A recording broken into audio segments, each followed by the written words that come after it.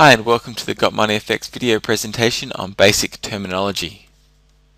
Before we begin the presentation, it is important to understand that investing involves risk. Please pause the presentation and read the disclaimer before continuing. Currency pairs are divided into groups based on their volume. The 7 most frequently traded pairs are called the majors. The majors are the euro versus the US dollar versus the Japanese yen, the Australian dollar versus the US dollar versus the Swiss franc, Great British pound versus the US dollar, New Zealand dollar versus the US dollar, and the US dollar versus the Canadian dollar.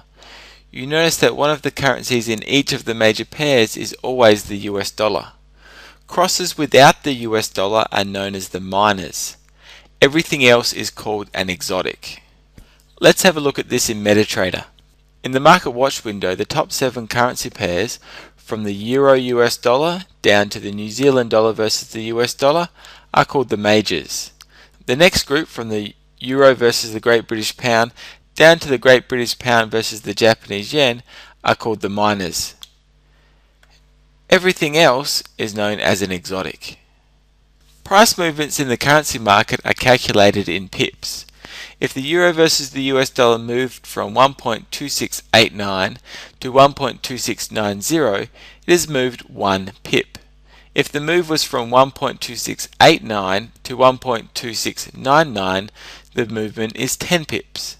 Since the introduction of precision or 5 decimal place pricing, currency pairs can now move in a tenth or a fraction of a pip increments.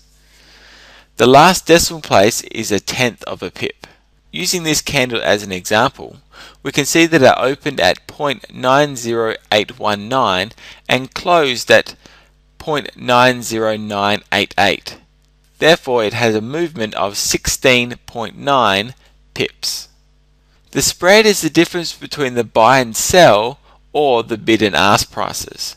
Different currency pairs will have a different spread.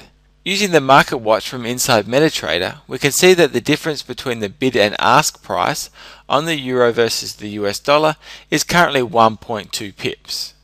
However, the Australian dollar versus the Japanese yen has a spread of 4.5 pips. The amount of currency that we trade are called lots. There are 4 types of lots: standard lot, mini lot, micro lot, and nano lots. One standard lot means that we are trading 100,000 of the first currency. For example, if we are trading the Australian dollar versus the US dollar and we purchased one standard lot, that would mean that we are buying 100,000 Australian dollars. One standard lot means that the average pip movement or pip cost is about $10 US. Not every currency pair moves at exactly $10 increments. However, they're all close enough to $10 for us to use $10 as the example today.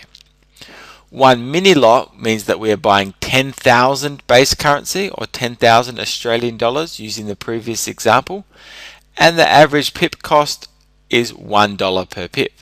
A micro lot means that we're buying 1,000 base currency with 10-cent pip movements. One nano lot means that we're buying 100 base currency and each pip movement is worth 1 cent.